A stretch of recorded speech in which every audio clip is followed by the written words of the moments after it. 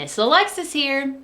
I'm just performing my many duties as a superfan, and that is sending fan mail. Special delivery. Ta-da! Ooh, shiny. This one's my favorite. It's important for my favorite people to know that they are my favorite people. That's part of kindness. Kindness is showing others that they are valuable by how you treat them. Dear Noah, I like your smile. You can shoot a basketball a quarter mile. Let someone else rebound every once in a while. Your biggest fan, Alexis.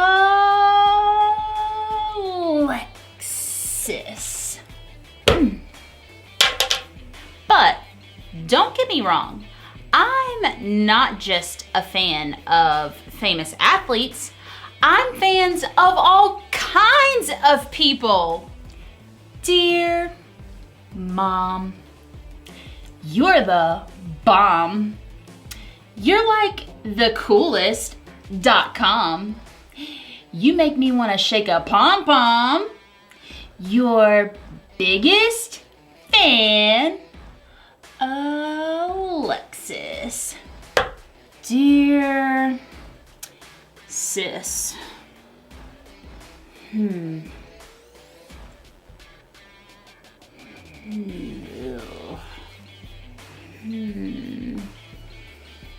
Oh, well, I'll tell you this.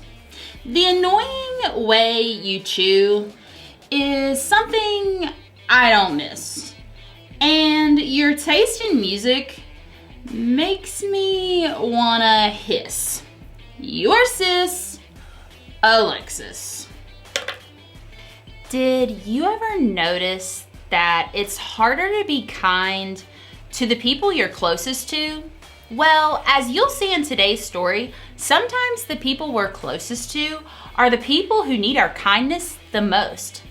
I should probably rewrite this card to my sister. Yeah. See ya in a bit. The Bible. It's 66 books of history, stories, letters, and poetry that fit together to form God's one big story. The epic adventure of how He created us and loves us so much that He made a way to rescue us. As we travel through the Bible, from Genesis to Revelation, we discover people who met God and found their lives changed forever. Now, for an amazing story. Inspired by the Book of Ruth. In the land of Moab, there lived a young woman named Ruth. She married a man from Judah and must have dreamed of a large family and many children. We'll name them Zeke and Hannah and... But Ruth's happily ever after ended before it began.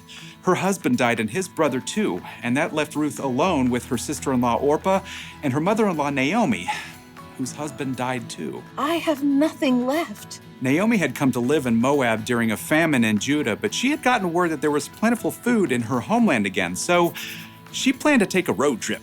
Ruth, Orpah, go back to your family homes. May the Lord show you kindness as you have shown me. So Orpah kissed her mother-in-law and left, but Ruth wouldn't budge. I'm going with you. Look, your sister-in-law is going back to her people. Don't urge me to leave you or to turn back from you. Where you go, I will go. Where you stay, I will stay. Your people will be my people, and your God, my God. Well, okay then.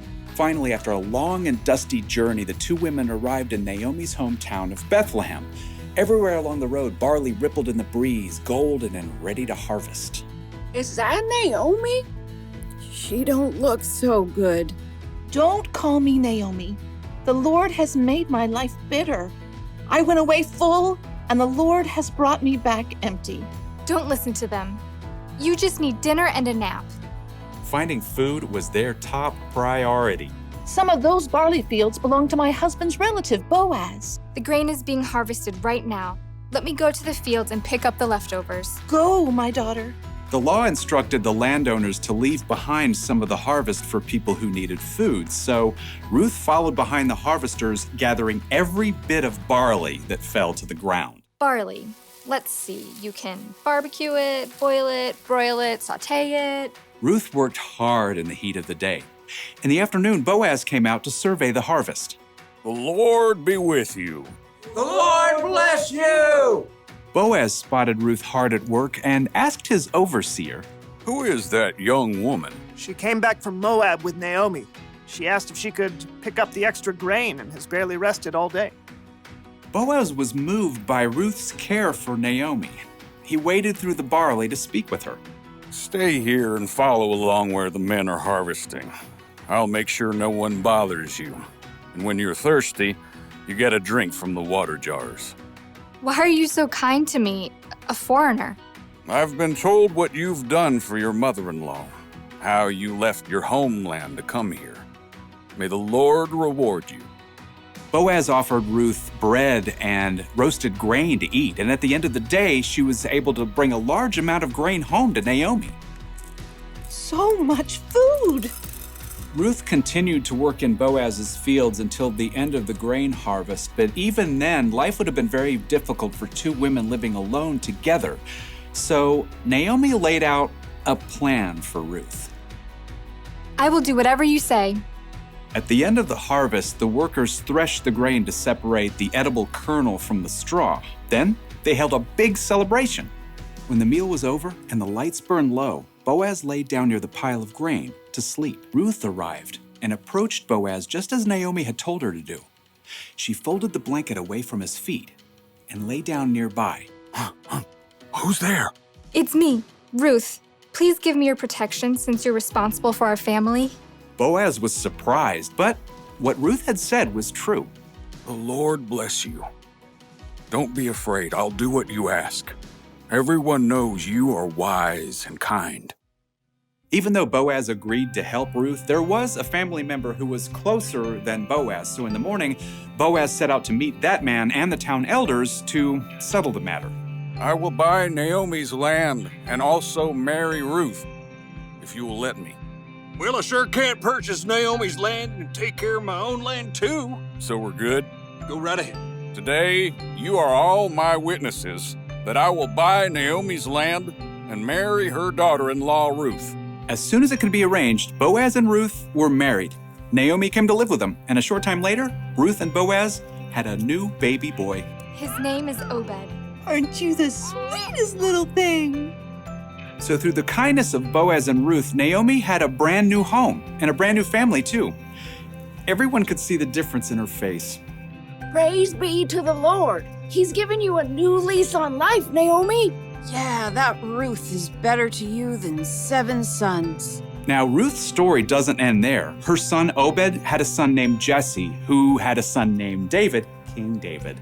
And hundreds of years later, a new baby boy was born in Bethlehem who was a descendant of King David, and his name was Jesus.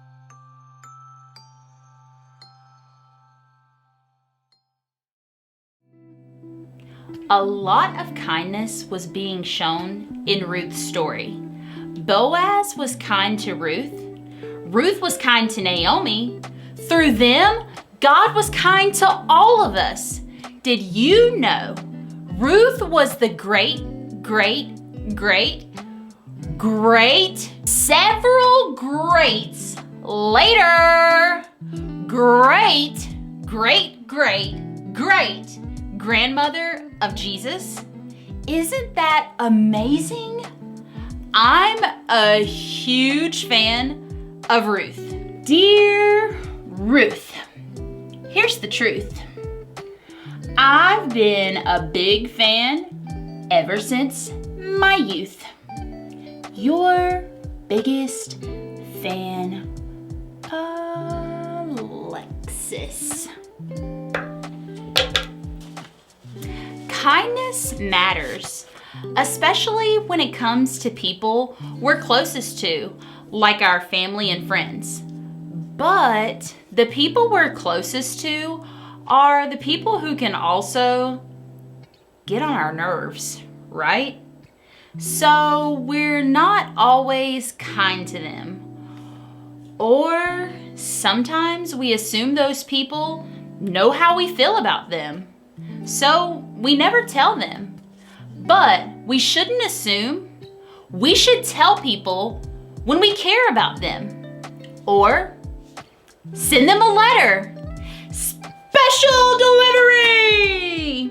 And we should be kind to our friends and family even when they get on our nerves, because God can use our kindness to do amazing things in their world. So, here's the one thing to remember today. Be kind to your family and friends. Don't let your favorite people forget they're your favorite people. Dear sis, listen to this. If I didn't say I love you, it'd be amiss. Come over sometime and we'll reminisce. Your sis, Alexis. There, that's a much kinder card to someone who will be my sister for my entire life. Oh, love you, sis. Oh. See you next time. Happy Valentine's Day.